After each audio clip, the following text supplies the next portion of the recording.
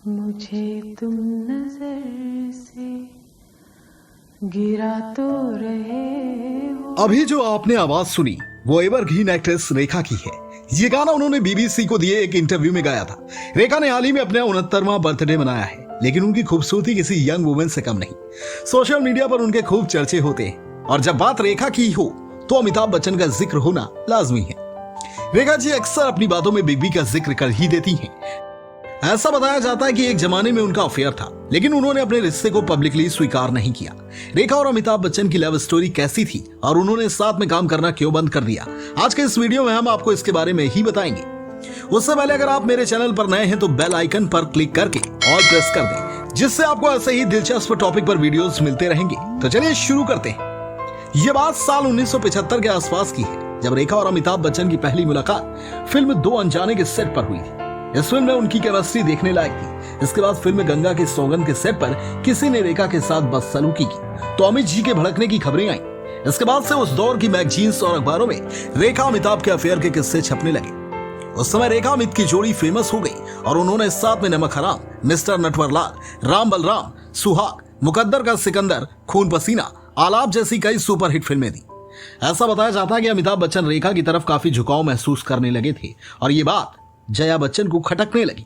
खबर यह भी थी कि जब अमिताभ बच्चन की वाइफ जया बच्चन को इस बात की भनक लगी तो उन्होंने रेखा को अपने घर डिनर पर इनवाइट किया।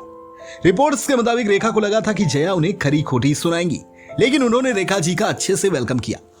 रिपोर्ट्स में ऐसा भी बताया गया कि जब रेखा डिनर के बाद घर लौटने लगी तो जया ने उनसे सिर्फ इतना कहा कि वो अमित को कभी नहीं छोड़ेंगी।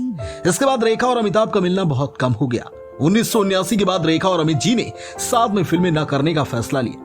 एक इंटरव्यू के दौरान यश चोपड़ा ने रेखा और अमिताभ बच्चन के रिलेशनशिप की बात स्वीकारी थी। उन्होंने कहा था कि फिल्म सिलसिला की कहानी उन्होंने उन लोगों को देखकर ही लिखी थी। वो चाहते थे कि इस फिल्म में अमिताभ के साथ रेखा और जया दोनों काम करें, लेकिन वो ये भी जानते थे कि ये संभव नहीं है। बाद में यश चोपड़ा और अमिताभ बच्चन ने जया बच्चन को समझाया और फिल्म बनी। उन दिनों अमित रेखा के अफेयर के किस्से खूब सुर्खियां बटोरते थे और जब 1981 में सिलसिला आई तो उसका रंग बरसे गाना सुपरहिट हो गया। फिल्म को तो एवरेज का टैग मिला, लेकिन इसके गाने सुपरहिट हो गए। वहीं रेखा और अमित जी के किस्से और मशहूर होने लगे कि तभी खबरें आईं कि जया बच्चन ने अमित जी से रेखा के साथ फिल्में न करने की कसम ली, जिससे अमिताभ बच्चन आज भी निभा रहे हैं। वहीं अगर रेखा जी की बात करें तो उन्होंने साल 1990 में मुकेश अग्रवाल के साथ शादी की, लेकिन शादी के कुछ ही महीने बाद उनका निधन हो गया। रेखा का नाम इंडस्ट्री के कई एक्टर्स के साथ जुड़ा, लेकिन अमिताभ बच्चन के साथ वो नाम आज भी लिया जाता है। वैसे इस पूरी खबर में कितनी सच्चाई है कितनी नहीं ये तो हम नहीं जानते, लेकिन अधूरा प्यार अधूरी जिंदगी के साथ जीने के बाद भी रेखा अपने दिल के भाव कभी किसी के सामने नहीं आने देती।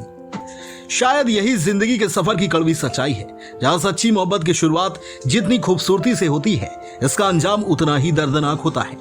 प्यार की राह में मिलते तो दो लोग हैं, लेकिन अकेला कोई एक रह जाता है। दोस्तों, अगर आपको मेरा ये वीडियो पसंद आया हो तो लाइक, कमेंट और शेयर जरूर करें।